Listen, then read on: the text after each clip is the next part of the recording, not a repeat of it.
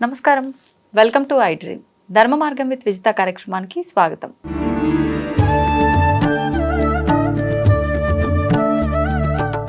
నమస్కారం అమ్మా. శివ పంచాక్షరి మంత్రం అంటే ఓం యాడ్ చేసి అందరూ చెప్పొద్దు, ఓం నమ శివాయ అని చెప్పి అందరూ పలకడానికి లేదు. గురూపదేశం ఉంటేనే ఈ మంత్రాన్ని అందరూ కూడా జపం చేయొచ్చు, లేకపోతే మంత్రాన్ని ఉచ్చరించవచ్చు అని చెప్తూ ఉంటారు. కానీ మరి కొంతమంది ఎలా చేసినా ఏముంది, భగవంతుడికి ఏదో ఒకటి చేయడమే కదా ముఖ్యము, అంటే పక్కన పెట్టడం కన్నా అని చెప్పి అంటూ ఉంటారు. ముందుగా పంచాక్షరి మంత్రం యొక్క విశిష్టత తెలుసుకొని అసలు ఎవరు చేయొచ్చు, ఎవరు చేయొద్దు, ఈ నియమాలు ఏంటో మాట్లాడుకుందామమ్మా. పంచాక్షరి అక్కడ 5 అక్షరాలు ఏంటంటే 5 భూతాలు. 5 భూతాలు ఏంటి? భూమి, నీరు, ఆకాశం, నిప్పు, అగ్ని, జలము. ఈ 5 ఏవైతే ఉన్నాయో 5 అక్కడ ఉన్న 5 తత్వాలే అది ఓం నమ శివాయ అన్నది. అందువల్ల ఏంటి అని అంటే అక్కడ పంచభూతాల్లో అన్ని భూతాలు కావాలి కదా. అవునమ్మా. ఓం అనే మంత్రానికి ఎందుకు ఇది వచ్చింది అంటే ఓం పెట్టచ్చా పెట్టకూడదా అని. అసలు ఓంకారం అనే శబ్దం లేకపోతే మనందరం లేవు. నిజంగా కూడా మీరు అనాహత ధ్వని అని వినుంటారు. అంటే చాలా చాలా పూర్తి యోగంలోకి వెళ్ళినప్పుడు, యోగం అంటే ఏంటి అంటే ఏ సాధనలో అయినా సరే చివరి స్థాయికి వెళ్ళినప్పుడు వాళ్ళ గుండెల్లోంచి వాళ్ళకి వినిపించే శబ్దమే అనాహత ధ్వని అంటారు. అదే ఓంకారం. అంటే నా గుండెల్లోంచి నేను వినగలిగిన శబ్దమే ఓంకారం. అంటే అది ఎక్కడుంది అసలు? గుండెలోనే ఉంది కదా. పలకచ్చా పలకద్దా అని అన్నప్పుడు అసలు మన గుండెల్లో ఉన్నది ఇప్పుడు మీరు పలికినా పలకపోయినా ఆల్రెడీ మీ గుండెల్లో ఉంది. మీకు తెలిసినా తెలియకపోయినా మీ గుండెల్లో ఉంది. ఇంకా అంటే మీకు వినిపించినా వినిపించకపోయినా మీ గుండెల్లో ఉంది. అలాంటప్పుడు మీరు పలికినా పలకకపోయినా అంటే అసలు అది పలకచ్చా అన్నదానికి ఇంకా ఏమీ లేదు. ఎందుకంటే పలకచ్చు. ఇక్కడ గురూపదేశం అని చెప్పడానికి కూడా కారణం ఏమీ లేదమ్మా. మరి ఎంత ఉంది కదండి, అంతా ఒక్కటే అని చెప్తున్నారు కదా, మరి గురూపదేశం అని ఎందుకు అన్నారు అని మనకు డౌట్ రావచ్చు. అంటే నేనైనా చదివేసుకోవచ్చు కదా, చదివేసుకోవచ్చు, తప్పేమీ కాదు. ఏ మంత్రమైనా ఎవరైనా చదవచ్చు.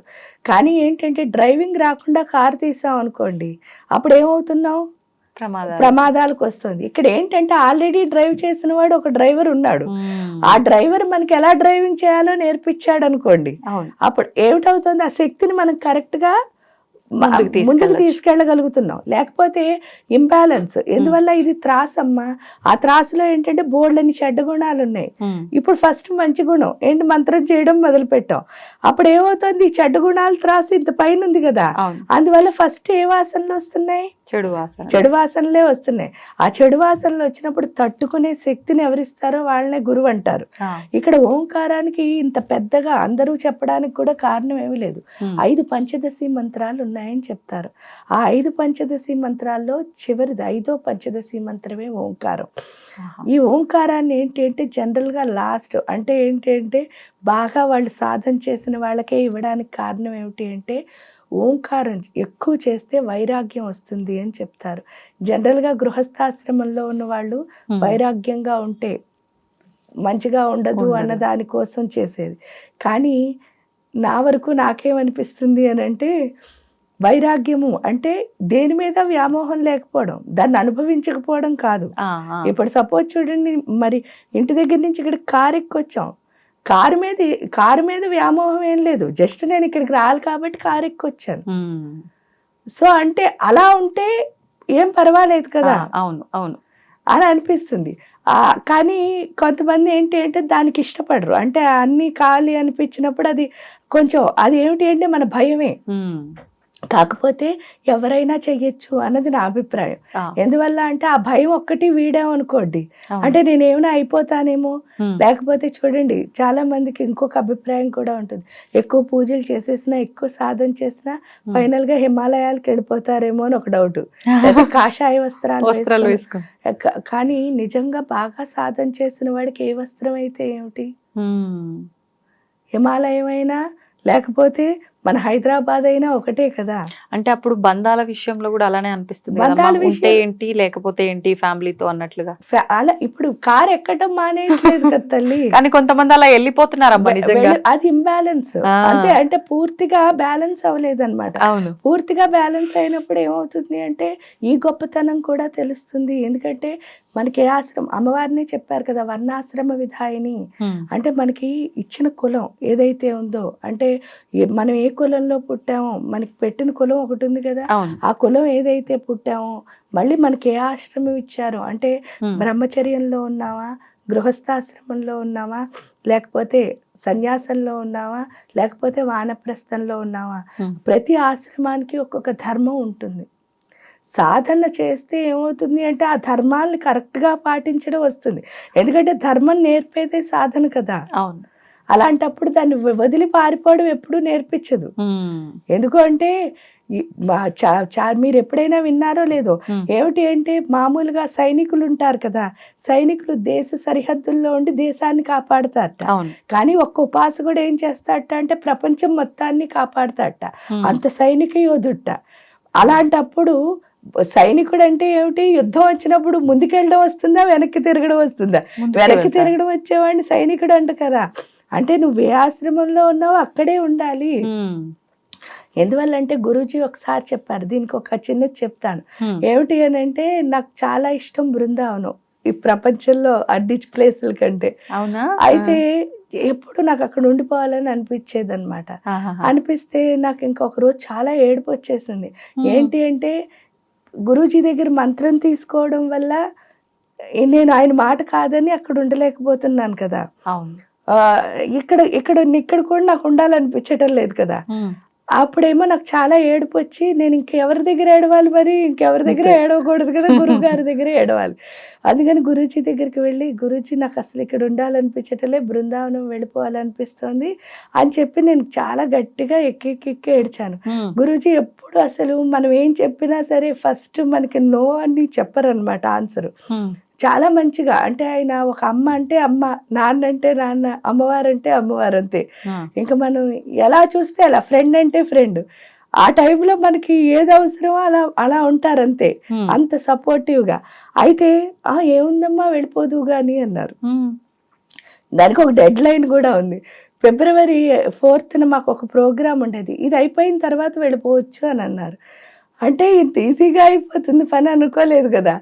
అనుకునేసరికి అంత ఇంకా February 4th తర్వాత బృందావనం వెళ్ళిపోతున్నాం అని చెప్పేసి ప్లాన్ చేసేసుకుంటే February 4th అయిపోయి మొన్నాడు పొద్దున్నే ఇక్కడికి వచ్చాం. ఇక్కడికి వచ్చేసరికి ఆ పొద్దున్న ఆయన కలవడానికి వెళ్ళేసరికి నేను అడుగుదాం అనుకుంటున్నాను కదా, అడగకుండా ఆయన ఏం చేశారంటే ఒక కార్డు నా చేతిలో పెట్టారు. ఆ కార్డు పేరు ఏంటి అంటే, ఆ కార్డు పైన పేరు పెద్ద అక్షరాలతో, కింద చాలా డిస్క్రిప్షన్ ఉంది. అదంతా కాకుండా పైనున్నది ఏంటి అంటే హ్యాపీ హోమ్స్ అని ఉంది. హ్యాపీ హోమ్స్ అని ఉంటే ఆ కార్డు ఉంది. ఆ కార్డులో ఫోటో ఏంటి అంటే కృష్ణుడు, అష్టసకులు, రాధ. చాలా బాగున్నది ఆ ఫోటో. చూడగానే చాలా అందంగా ఉంది, అంతా బాగుంది అనుకుంటే అయిపోయిన తర్వాత గురూజీ చెప్పారు, బృందావనం వెళ్ళిపోతానన్నావు కదమ్మా అని అన్నారు. అవును గురూజీ అని అంటే ఇంక మన కళ్ళు పెద్దగా అవుతాయి కదా, హ్యాపీ అంటే మనం చెప్పేసినందుకు హ్యాపీగా. అంటే ఆయన ఒకటే చెప్పారు ఆ రోజు, ఏమిటి అని అంటే బృందావనంలో ఏముందమ్మా అన్నారు. అంటే చాలా ప్రేమ ఉంటుంది గురూజీ, ఎందుకంటే అక్కడ మట్టి తొక్కితే మెత్తగా ప్రేమగా అనిపిస్తుంది గురూజీ. అక్కడ కృష్ణుడు, రాధ ప్రేమగా ఉంటారు గురూజీ. అక్కడ ఏది చూసినా ప్రేమ తప్ప ఇంకేం కనిపించదు గురూజీ. అంటే మరి అక్కడికి వెళ్ళి నువ్వేం చేస్తావమ్మా అన్నారు. అంటే ఏం చేయను గురూజీ, వాళ్ళు ప్రేమ అంటే ఇప్పుడు అక్కడికి వెళ్ళి నువ్వు చేసేది ఏమీ లేదు, అక్కడ అంతా ప్రేమే ఉంది కదా. అక్కడికి వెళ్ళి వాళ్ళ ప్రేమని పొందడం తప్ప నువ్వు చేసేది ఏమీ లేదు కదా. అదే ఇక్కడ ఉంటే ఆ ప్రేమ కావాలనుకునే వాళ్ళకి మనం ప్రేమ ఇవ్వచ్చు కదమ్మా. అంటే ఇక్కడ మన అవసరం ఉందా, అక్కడ మన అవసరం ఉందా. ఆ కార్డు ఏమిటి అంటే కింద ఉన్న డిస్క్రిప్షన్ అదే అనమాట, ప్రతి ఇంటిని ఆనందమయం చేయాలి అని చెప్పేసి. ఆ కార్డులు నువ్వు అందరికీ పంచి నీ పని ఏమిటి అంటే ప్రతి ఇంటిని ఆనందం చేయాలి అని చెప్పేసి ఆ రోజు అంటే నిజంగా కూడా ఆ తర్వాత ఒకటే అనిపించింది, ఏమిటంటే నిజమే కదా, అక్కడికి వెళ్ళి మనం చేసే పని ఏమీ లేదు అంటే ఇక్కడ ఉంటే. పైగా ఆ తర్వాత ఆయన ఇంకోటి చెప్పారు, ఏమిటంటే ఇప్పుడు హిమాలయాలకు వెళ్ళిపోతానో బృందావనం వెళ్ళిపోతానో అంటే అక్కడ మనలో ఏ మార్పు వచ్చిందో మనకి తెలియదు. ఇక్కడ ఈ ప్లాట్ఫామ్ మీద ఉన్నప్పుడు ఏంటంటే ఒకళ్ళు తిడతారు, ఒకళ్ళు కొడతారు, ఒకళ్ళు మెచ్చుకుంటారు, ఒకళ్ళు ప్రేమిస్తారు. ఇన్ని రకాల ఎమోషన్స్ మన చుట్టూ ఉన్నప్పుడు మనలో అసలు ఏ ఎమోషన్స్ ఉన్నాయో అంటే నాలో కోపం ఉందా, ద్వేషం ఉందా, ప్రేమ ఉందా, అభిమానం ఉందా, ఏ ఉన్నాయో అర్థమవుతుంది. అక్కడ కామ్గా కూర్చుంటే నీ లోపల ఏమున్నాయో ఏం పోయాయో నీకు తెలియదు కదమ్మా. అంటే సాధనకి నిజమైన ప్లాట్ఫామ్ ఏది అంటే ఈ ప్రదేశమేను, ఎక్కడికో పారిపోవడం కాదు. అది నిజంగా సాధకుడికి అర్థమవుతుంది ఎప్పుడు అంటే సాధన చేయడం మొదలు పెడితే.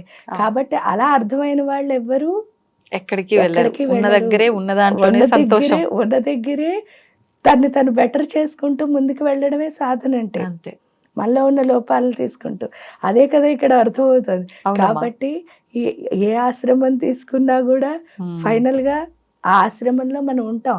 అందువల్ల ఓం నమ శివాయ చెప్తే వైరాగ్యం వస్తుంది అని అంటే దేనిపైన అంటే అది మనం అనుభవించాలి, కానీ అది లేకపోతే నేను లేను అనుకోకూడదు. ఇప్పుడు సపోజ్ చూడండి, మీరు వర్క్ చేస్తున్నారు, టైంకి తినడానికి అవ్వలేదు సపోజ్ ఒకరోజు, నేను తినలేదు అని మీరు నాతో మాట్లాడారనుకో, అప్పుడు మీలోంచి వచ్చి మాటలు ఏముంటాయి అంటే ఒక రకమైన నిరుత్సాహంతో మాట్లాడే మాటలు ఉంటాయి. రెండోది మీరు అడిగే ప్రశ్నలు ప్రతి దాంట్లోనూ ఆ తిండికి సంబంధించినవే ఉంటాయి.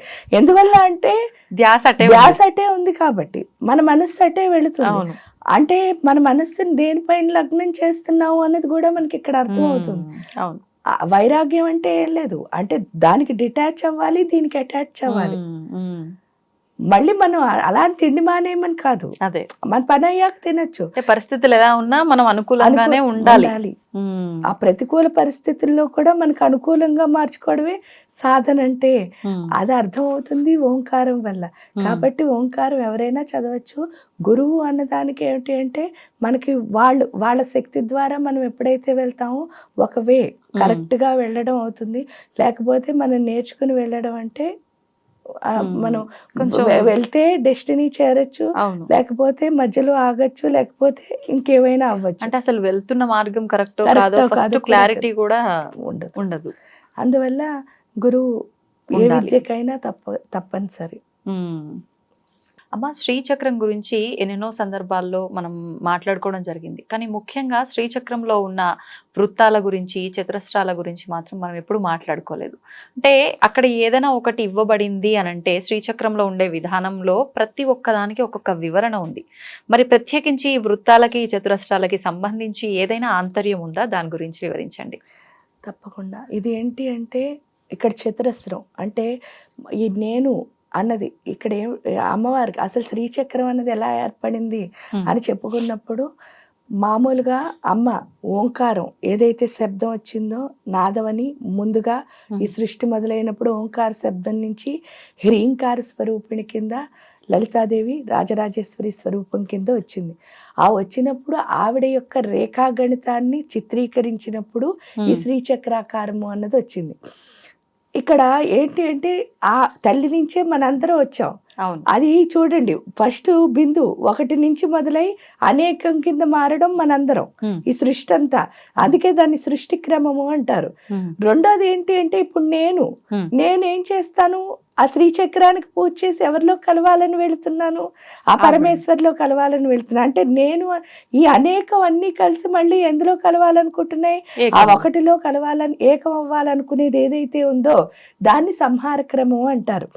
ఈ సంహార క్రమంలో మనం చతురస్రాన్ని తీసుకున్నప్పుడు అంటే మొదట ఆవరణ ఇటు నుంచి వెళ్ళినప్పుడు చతురస్రం వస్తుంది, అటు నుంచి వచ్చినప్పుడు బిందువు వస్తుంది. ఈ చతురస్రానికి ఉన్నది ఏంటి అని అంటే అనేకం అని చెప్పుకున్నాం. ఇక్కడికి వచ్చేసరికి చతురస్రం మనం చూస్తే నార్మల్గా హ్యూమన్ అంటే ఒక మానవుడి యొక్క మూలాధార చక్రం కూడా చతురస్రాకారంలోనే ఉంటుందంటారు. ఇక్కడ చతురస్రం అంటే అర్థం ఏమిటి అంటే లిమిటేషన్ అన్నమాట. అంటే అన్ని భూమికి సంబంధించినవే ఉంటాయి. అందుకే మూలాధార చక్రాన్ని భూతత్వం అని పిలవడానికి కూడా కారణం. భూమికి సంబంధించినవి అంటే ఏంటి అంటే నాకు ఇది కావాలి, ఇది లేకపోతే నేను లేనేమో, లేకపోతే చూడండి ఏంటంటే ఈ డ్రెస్ వేసుకోవాలి, ఇలాంటివన్నీ ఏవైతే ఉన్నాయో మొత్తం అన్ని మనకి వేళ్ళతో సహా అంటుకుపోయి ఉంటాయి చెట్టులాగా. అంటే అన్ని కావాలనిపిస్తోంది. ఈ లిమిటెడ్ అంటే అన్ని లిమిటెడే, కోరికలన్నీ లిమిటెడ్, మన లిమిట్ చేసేస్తున్నాయి కదా. ఈ లిమిట్ గా ఉన్న మనం ఎలా మారాలి అంటే వ్యాపక చైతన్యం కింద మారాలి. అందుకని చెప్పేసి ఇక్కడ ఏంటి అంటే అణిమా సిద్ధి మొదలుకుని సర్వత్రికండ వరకు ఉన్న వీళ్ళందరూ ఏంటి అంటే మనం ఈ లిమిటెడ్ గా అంటే దేహానికి ఏదైతే మనం లిమిట్ అయిపోయి ఉన్నామో మనని కాస్త ఏం చేస్తున్నారు అంటే వ్యాపక చైతన్యంగా మార్చి, అందుకే నెక్స్ట్ వెంటనే మీరు చూస్తే వృత్తాలు కనిపిస్తాయి. ఆ వృత్తాలకు ఉన్న సిగ్నిఫికెన్స్ ఏంటి అంటే మీరు చూడండి, మామూలుగా చతురస్రం అయితే 4 పాయింట్లు ఉంటేనే గీయగలుగుతాం, కానీ వృత్తం అలా కాదు. 360 డిగ్రీల యాంగిల్లో మీరు ఎంత కావాలంటే అంతే. అంటే ఈ లిమిటెడ్ నుంచి మనం ఎందులోకి వెళ్తున్నాం, అన్లిమిటెడ్లోకి వెళ్తున్నాం. ఆ అన్లిమిటెడ్లోకి వెళ్ళేటప్పుడే ఫస్ట్ 3 వృత్తాలు ఉంటాయి మీకు. ఆ 3 వృత్తాలు ఏంటి అంటే మనలో ఉన్న కామాగ్ని, జఠరాగ్ని, జ్ఞానాగ్ని. మన ఏది లిమిట్ చేస్తుందో, ఇప్పుడు మనం వ్యాపక చైతన్యం వైపు కొంచెం వెళుతున్నాం. అంటే మన దృష్టి మారి అయ్యో నేను వీటితో ఉండకూడదు, ఇంకొంచెం నేను ఎదగాలి. ఆ ఎదగాలనుకుని మనం ఎప్పుడైతే బయలుదేరామో అప్పుడు ఎదిగించడానికి అమ్మవారు చూడండి అక్కడ ఉన్న 3 వృత్తాలు ఏంటి, మనలో కామాగ్ని. కామాగ్ని అంటే అర్థం ఏమిటి, మనకి బోల్డ్ అని కోరికలు. అంటే ఇది కావాలండి, అది కావాలండి, అది అన్నీ కావాలి మనకి.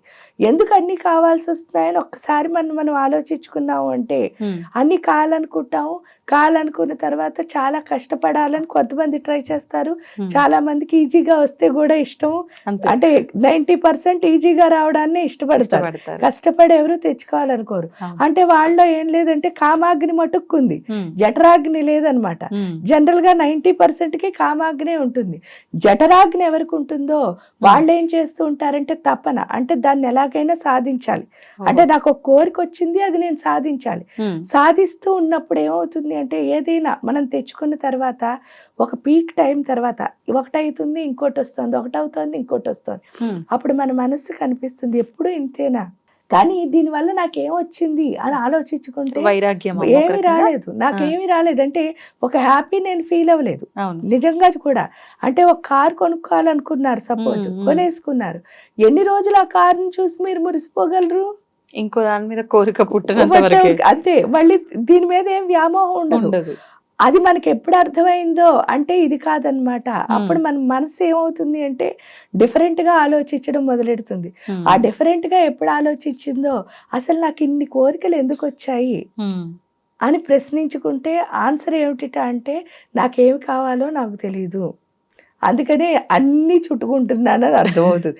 ఎప్పుడు అర్థమైందో మనకేం కావాలో మనం అర్థం చేసుకుంటాం, అదే జ్ఞానాగ్ని అంటే. అంటే అసలు నాకేం కావాలి, ఆ నాకేం కావాలని మనం అర్థం చేసుకున్న తర్వాత అక్కడ పెటల్స్ ఉంటాయి మీరు చూస్తే. ఫస్ట్ 16, తర్వాత 8. ఈ అష్టదళ పద్మం, షోడశ దళ పద్మం ఇది ఏం చేస్తుంది అంటే స్లోగా మనలో ఉన్న లోపాలని తొలగిస్తూ ముందుకు తీసుకువెళ్తుంది. అంటే ఒక్కొక్క లోపాన్ని, ఎందుకంటే మీరు ఎప్పుడైతే జ్ఞానం సంపాదించుకున్నారో ఈ జ్ఞానం సంపాదించుకున్న మీకు ఏమవుతుంది అని అంటే ఆ జ్ఞానం పూర్తిగా నిలబడాలి. ఎందువల్ల అంటే ఒక్కొక్కసారి చూడండి దేవుడు ఉన్నాడా అని ఎవరినైనా అడిగామనుకోండి, అందరికీ దేవుడు అంటే నమ్మకమే ఈ సృష్టిలో. మళ్ళీ ఒక్కొక్కసారి ఏమవుతుంది, నిజంగా పని చేసినప్పుడు అమ్మ నేను కూడా చేసుకుంటే బెస్ట్, దేవుడి మీద వదిలేయకూడదు అని చెప్పి అటు ఇటు ఊగేవాళ్ళు కూడా ఉంటారు. ఇందులో అటు ఇటు ఊగేవాళ్ళు 80% పైనే ఉంటారు, ఒక 20% స్ట్రాంగ్ గా ఉంటారు. ఈ స్ట్రాంగ్ గా ఉండడానికి ఇటు అటు ఊగడానికి, అంటే ఇక్కడ దేవుడి విషయంలో అని కాదు, ఏ విషయంలో అయినా సరే అటు ఇటు ఊగేవాళ్ళు చాలా మంది. దానికి కారణం ఏమిటి అంటే మనలో ఉన్న లోపాలే. మనకి పూర్తిగా దాని మీద ఏం రాలేదు, అవగాహన రాలేదు. ఆ అవగాహన ఏం తెస్తాయి అని అంటే ఈ షోడశ దళ పద్మం, అష్టదళ పద్మం మనలో ఉన్న ఒక్కొక్క లోపాన్ని, ఎందుకంటే మనలో ఉన్న ఇంద్రియాలు ఏవైతే ఉన్నాయో అవి మొత్తం 24 తత్వాలు ఎప్పుడు క్లీన్ గా ఉంటాయో అప్పుడే మన మనస్సు మన అధీనంలో ఉంటుంది. ఈ అష్టదళ పద్మం, షోడశ దళ పద్మం మన మనస్సుని మన అధీనంలోకి తెస్తుంది. అంటే మనం అనుకున్నది ఏదైనా సరే అనుకున్న దాన్ని అనుకున్నట్టు ఫోకసివ్ గా చేయడం, అటు ఇటు ఓగకుండా. ఆ ఓగని స్థితి దళాలు 2 మనకి తీసుకొస్తాయి. ఎప్పుడు తీసుకొచ్చాయో మనం వెంటనే ట్రయాంగిల్స్ లోకి వెళ్ళిపోతాం. మీరు చూస్తే ఫస్ట్ ట్రయాంగిల్స్ చూడండి, 14 ఉన్నాయి, 10 ఉన్నాయి, 10 ఉన్నాయి, 8 ఉన్నాయి, 3 అంటే అది ఒకటే, 3 కోణాలు. ఇవేవైతే ఉన్నాయో ఈ త్రికోణాలన్నీ మీరు చూస్తే ఒకదాంతో ఒకటి కలిసి ఉంటాయి. కలిసే ఉంటాయి. ఎందుకు కలిసి ఉన్నాయి అని అన్నప్పుడు మీరు ఎటు వెళ్తా ఫోకసివ్గా వెళ్తున్నారు. ఫోకసివ్గా వెళ్తే మీ ఏకాగ్రత దేనిపైన ఉండాలి? ఒకే దానిపైన ఉండాలి. ఆ ఒకే ఏమిటి అని అన్నప్పుడు మీరు ఆ త్రికోణాలు కూడా వాటిని శివకోణాలు, శక్తి కోణాలు అని పిలుస్తారు.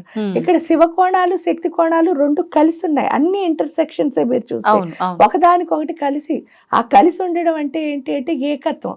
అంటే జ్ఞానంలోనే శక్తి ఉంది, శక్తిలోనే జ్ఞానం ఉంది. ఇప్పుడు మనం ఎంత ఫోకస్ గా ఏకాగ్రతతో వెళ్తున్నామో ఆ జ్ఞానాన్ని, శక్తిని ఏం చేస్తున్నాం మన లోపలికి స్లోగా తెచ్చుకుంటున్నాం. ఎప్పుడైతే ఆ జ్ఞానం, శక్తి మన లోపల కలవడం మొదలు పెట్టిందో ఫైనల్ గా బిందు స్థానంలో ఎవరున్నారు అంటే ఆ శివ శక్తి. ఇందాక చెప్పినట్టే ఆ శివ శక్తి నేను వేరు కాదు అని చెప్పేసి మొదటగా ఆ శివుణ్ణి, శక్తిని మనలో లయం చేసుకోవడం. ఎందుకు అంటే అంత పెద్ద దేవుణ్ణి చూడాలనుకోండి, మనం చిన్న దేవుడైనా అయితే కదా అంత పెద్ద దేవుడు అంటే ఇంకా అంత అన్ని ఎగ్జాంపుల్స్ కూడా ఒక్కర్లే. మనం అమ్మ అయితేనే మన అమ్మ విలువ మనకు తెలుస్తుంది. అంటే అమ్మ అంటే ఏంటో ఎప్పుడు తెలుస్తుంది? పుట్టగానే తెలియలేదు కదా. మనం ఇంకో బిడ్డకి తల్లి అయినప్పుడే ఓహో అమ్మ ఇంత గ్రేట్ అని అప్పుడు కదా అర్థం అవుతుంది. అలాగే దేవుడు అంటే అర్థం అవ్వాలంటే ఫస్ట్ మనలో ఉన్న రాక్షస గుణాలన్నీ బయటకు వచ్చేయాలి. ఈ త్రికోణాల పని ఏంటి అంటే మనలో ఉన్న శక్తిని, జ్ఞానాన్ని పెంచడం ద్వారా మన లోపలున్న మొత్తం ఏవైతే ఉన్నాయో రాక్షసత్వం లోపాలన్నిటినీ బయటకు తీసేస్తాయి. ఎప్పుడైతే మొత్తం అంతా బయటకు వచ్చేసిందో అంటే సప్త ధాతువులు మొత్తం అన్నిట్లో ఎందులో ఉన్నాయో అన్నిట్లో బయటకు వచ్చేసిన తర్వాత ఆ శివుడు శక్తితో లయం అవ్వడం అన్నది వస్తుంది. ఎప్పుడైతే ఆ శివశక్తి యొక్క శక్తి మన ఆత్మశక్తితో అనుసంధానం అయిందో అప్పుడే మనం కూడా దైవత్వాన్ని సంపాదించుకుంటాం. ఆ దైవత్వాన్ని సంపాదించుకున్న తర్వాత చేసేదే నిజమైన పూజ. ఎప్పుడైతే ఆ దేవుడితో అనుసంధానం అవుతున్నామో ప్రతి క్షణం ఆ మహాభావ స్థితిలో ఉంటూ ఉంటూ పూర్తిగా ఈ ప్రాణం ఎప్పుడైతే ఈ భూమి మీద నుంచి వెళ్ళాలో ఆ రోజున ఏమవుతాము అంటే ఆ మహాదేవి మహాదేవుళ్ళలో మనం ఐక్యమైపోతాం. అదే శ్రీచక్రం యొక్క సిగ్నిఫికెన్స్. దీన్ని ఏమంటారంటే సంహార క్రమము అని పిలుస్తారు. అటు నుంచి మనం వచ్చిన దాన్ని సృష్టి క్రమం అంటారు. అంటే బిందువు నుంచి కొంతమంది పూజ చేస్తారు చతురస్రం వరకు, వాళ్ళని సృష్టి క్రమంలో పూజ చేశారు అంటారు. మనం ఏం చేస్తాము అని అంటే చతురస్రం మొదలుకొని బిందువుకి వెళ్తాం. ఏది ఉత్తమం అమ్మ? దీన్ని బట్టి కింద నుంచి ఆ రెండు ఉత్తమమే. అంటే కొన్ని మార్గాల వాళ్ళు వచ్చేస్తారు, కొన్ని మార్గాల వాళ్ళు ఇది చేస్తారు. ఈ విధంగా వెళ్ళడాన్ని సంహార క్రమం అంటారు. ఈ రెండు మార్గాల్లో ఏదో ఒకటి ఏదైనా ఫైనల్ గా ఆ పరమేశ్వరిని చేరే మార్గం. ఇప్పుడు అంటే అన్నీ తెలిసి కొంత జ్ఞానం ఉన్న వాళ్ళైతే ఏ ఆవరణ ఎలా చేయాలి, ఏ చేస్తున్నప్పుడు ఏం మంత్రం చెప్పాలి, లేకపోతే ఈ ప్రాసెస్ అంతా ఒక విధానంగా వెళ్తుందమ్మా. మరి సామాన్యులకి ఇవన్నీ ఏం తెలీదు. ఊరికే శ్రీచక్రం పెట్టుకున్నామా, కుంకుమతో అలా అర్చన చేసామా, శ్రీమాత్రే నమః అనుకున్నామా, అయిపోయింది. మరి ఇటువంటి వాళ్ళ పరిస్థితి ఏంటి? మీరు చెప్పిన విధానం అంతా జరుగుతుందా అలా చేసినా? ఈ విధానం అంతా జరుగుతుంది. ఎప్పుడు అంటే చక్కగా వాళ్ళు పువ్వులు పెట్టారా, లేకపోతే కుంకుమ వేశారా, ఇదంతా జనరల్గా ఏంటి అంటే నార్మల్గా ఒక ఇంట్లో పూజ చేస్తే కుంకుమ కంటే పువ్వులే శ్రేష్టము. ఎందుకు శ్రేష్టము అంటే కుంకుమ అన్నది రజోగుణము. ఇంట్లో అదేంటంటే రజోగుణంతో పూజ చేసినప్పుడు ఎక్కువ అన్నదానం చేయాల్సి వస్తుంది. అలా ఇంట్లో జరగదు కాబట్టి చక్కగా పువ్వులు సత్వగుణ సంపన్నము, కుంకుమ పువ్వులు ఒకటే. సత్వగుణంలో పువ్వులు వాడితే రజోగుణంలో కుంకుమ వాడతాం అంతే. కాబట్టి చక్కగా పువ్వులు పెట్టుకుంటే ఖడ్గమాల కానీ లలితా సహస్రం కానీ చదువుకోవచ్చు. అన్నిటికంటే మొదటగా చేయాల్సింది ఏంటి అంటే పత్రం పుష్పం ఫలం తోయం అని చెప్పారు కదా కృష్ణుడు. మనం చేయాల్సింది ఏంటి అంటే ఈ పూజ అంతా చేయడం కంటే ఇంపార్టెంట్ ఆత్మసమర్పణ. మనం ఎంత బాగా దేవుడికి దగ్గరగా ఉంటామో, ఎంత ఆత్మసమర్పణ చేస్తామో, ఏ పూజ చేయకపోయినా పర్వాలేదు ఆ తల్లిని మనం చేరుకోవచ్చు. కానీ ప్యూర్గా ఆత్మసమర్పణ చేయాలి. మళ్ళీ అక్కడ బిజినెస్ పెట్టకూడదు. ఆ బిజినెస్ ఏంటి అంటే నేను నీకు ఇచ్చేసాను కదా, నాకు అది ఇవ్వలేదా, ఇలాంటి ప్రశ్నలు ఆన్సర్లు ఏముండవు. పూర్తిగా అమ్మ ఏమిస్తుందో దాన్ని యాక్సెప్ట్ చేసే తత్వం. అది ఎప్పుడు వచ్చిందో అది ఆత్మసమర్పణ అవుతుంది. అది వచ్చిన వాళ్ళు తప్పకుండా ఏం చేసినా పర్వాలేదు. అయ్యో నేను ఇవన్నీ నేర్చుకోలేనండి, చేయలేనండి అని అనుకున్న వాళ్ళు మీ టైం ప్రకారం మీకు ఎంత టైం ఉందో 5 నిమిషాలు టైం ఉందనుకోండి, ఖడ్గమాలతో పూజ చేసి పంచపూజలు చేసుకోవచ్చు. లేదండి నాకు ఒక అరగంట టైం ఉందన్నారనుకో, చక్కగా లలితా సహస్రనామాలతో పూజ చేసి పంచపూజలు చేయొచ్చు. అలా కాదండి, నాకు ఒక గంటన్నర టైం ఉందంటే శ్రీ సూక్తంతో అభిషేకం చేసి శుభ్రపరిచి దానికి చక్కగా బొట్టు పెట్టి లలితా సహస్రంతో చేసి షోడశోపచార పూజ కూడా చేయొచ్చు. ఈ విధానంలో కూడా శ్రీచక్రాన్ని అర్చించవచ్చు. ఓ, అంటే ఏ రకంగా మనకు ఆచరించగలము అంటే ఆ రకంగా ఆచరించుకోవచ్చు, తప్పేమీ లేదు. ధన్యవాదాలమ్మా. తవ్వండి, తవ్వుతూనే శివలింగం. పరమాత్మకు జీవా సరే, దాన్ని అట్లా కప్పేసేయండి, చూపించదండి. Krishna is there. మూర్తి పూజ కాదు, సాక్షాత్ బ్రజేంద్ర నందన భగవాన్ ఉన్నారు మూర్తిలో. ఏమీ ఆశించకుండా ఆరాధించే వాళ్ళు కూడా ఉన్నారా ప్రభుజీ? నిజమైన భక్తి అంటే మనకు తెలియదు కాబట్టి